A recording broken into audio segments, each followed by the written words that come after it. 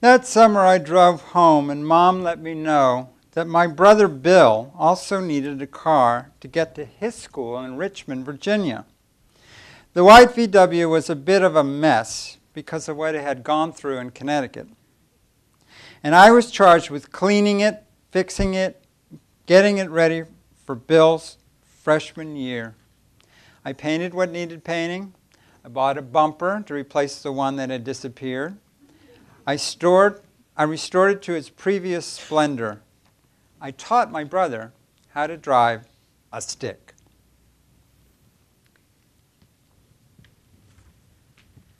A week before Bill was to drive off with the VW, he took some school chums out for a joyride and flipped the car into a ditch.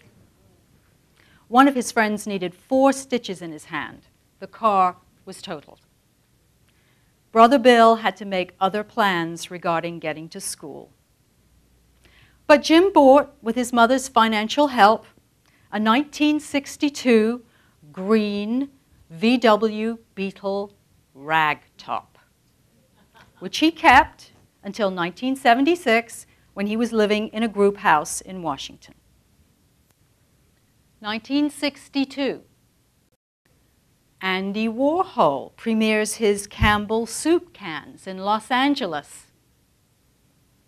The Rolling Stones debut in London, opening for Long John Baldry. At the University of Mississippi, its first black student, James Meredith, registers for class, escorted by federal marshals, and Marilyn Monroe dies from an overdose of sleeping pills and chloral hydrate. The green VW had a cloth sunroof that you could open or close using a handle on the roof of the car. It had at some point been painted green, I'm not sure by who. I loved my cloth roof VW. And I loved, and it was one of my favorite cars until it threw a piston on the Capitol Beltway in the mid-70s. I was somehow able to steer it into a gas station where I called my dad for advice. His advice? Buy another car. So I did. The new car was his first new car, a white 1976 Datsun B210. The death car. It was a disaster. 1976, the Washington Metro opens 5 stations on the Red Line, Farragut North to Rhode Island Avenue. The punk group, the Ramones, released their first album. The U.S. celebrates its bicentennial with the 200th anniversary of the Declaration of Independence, and former Chilean ambassador Orlando Letelier is assassinated when agents of Augusto Pinochet blow up his car on Embassy Row. I heard the explosion.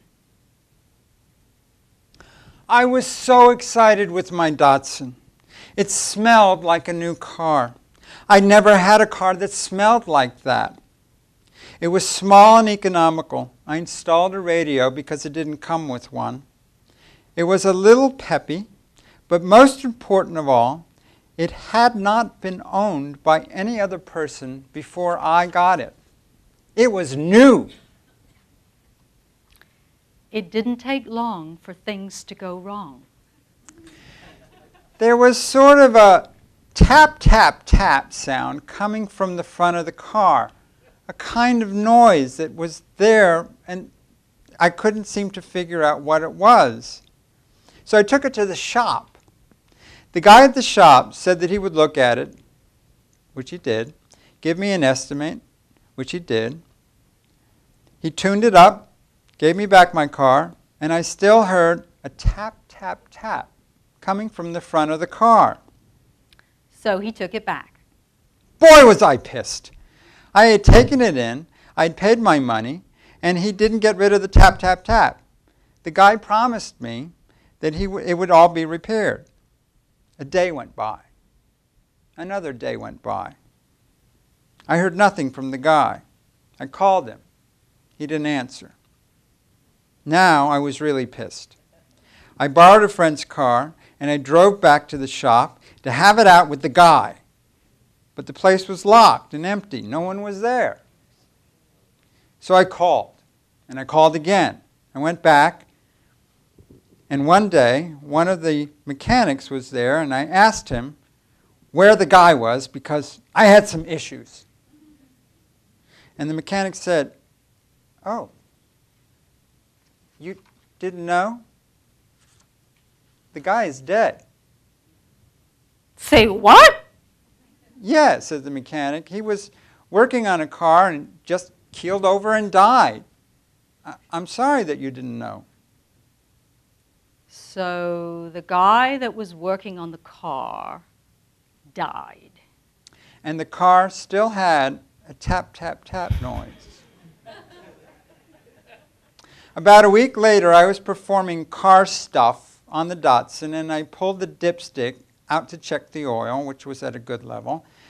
And after putting the dipstick back, when I started the car, the tap, tap, tap was gone. It was quiet. Just the way a new car should sound when the dipstick is put in correctly. I hated this car now. I had to get rid of it, which is what I did. I sold it at a loss to a young lady whose father was buying it for her for a graduation present. She loved the fact that it came with a radio.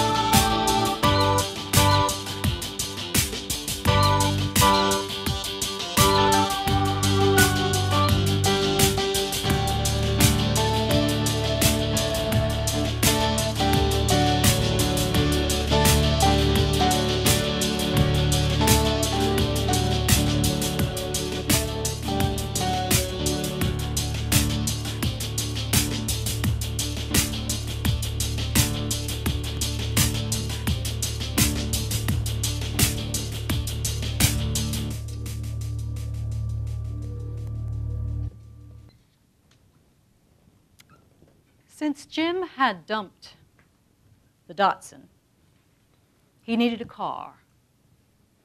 And what he bought was a 1970 AMC Ambassador four-door. 1970. The first Earth Day is proclaimed by San Francisco Mayor Alioto. 4 students at Kent State University are shot and killed by Ohio State National Guards at a protest against the US incursion into Cambodia.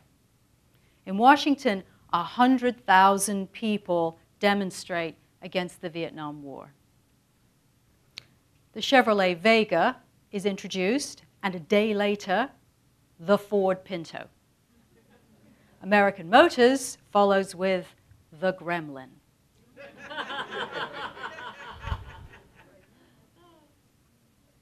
I took the Ambassador to Vermont with my friend Steve. We camped out in it. I think that maybe the front seats could be brought all the way back, but I'm no longer sure. It was a full-size car. It wasn't automatic. It was puke green. It was an era of gas shortages and long lines at the filling station. It leaked like a sieve. This was the car that introduced me to my future wife. She drove a junker too. Eventually, this became the car with no heat in winter. I don't know why I didn't have it fixed, but maybe I didn't trust myself after the previous mechanic had up and died on me.